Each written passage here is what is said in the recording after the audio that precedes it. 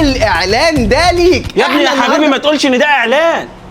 العميل لازم تبقى واضح وصريح معاه، انت فاهم ماركتنج؟ احنا النهارده في احسن محل كوتشيات، عندهم عروض قويه، اطباق في نمليه، اسعار ومفاجآت مش هقول لك عليها دلوقتي. يا ابني ما تقول على طول ان احنا عندنا اي كوتش ب 149 جنيه.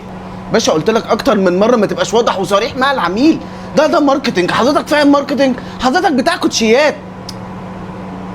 نيجي بقى للشنطه، لو نفسك في شنطه وما معكيش فلوس، عايز اقول لك ان انا كمان وانا صغير شفت معاناه كتير في حياتي وما كانش. انت لسه تحكي لهم من وانت صغير، ما تقول لهم على طول ان اي شنطه موجوده عندنا ب 99 جنيه بس. باشا الناس بتحب الستوري تيلينج، الناس بتحب القصه، ده ماركتنج، حضرتك بتفهم في الماركتنج؟ مش معقول كده.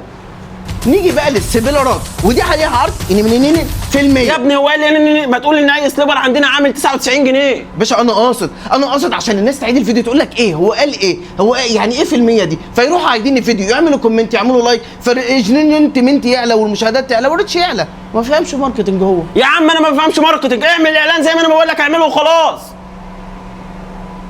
يا ابني يا حبيبي اهدى كده واسمعني، ما تقول لهم ان اي شنطه عامله 99 جنيه واي سليبر 99 واي كوتش 149، الموضوع سهل اهو. باشا انت كده بترخص من حاجتك، ما ينفعش تحرق العروض كلها كده مع بعض في فيديو واحد، انت كده بترخص من حاجتك. اعمل اللي انا بقول لك عليه.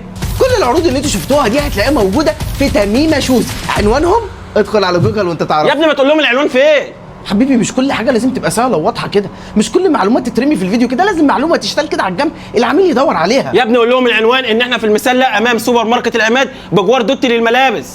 باشا انت فاهم ماركتنج؟ انا مش فاهم ماركتنج، انا مش فاهم، ده انت ابن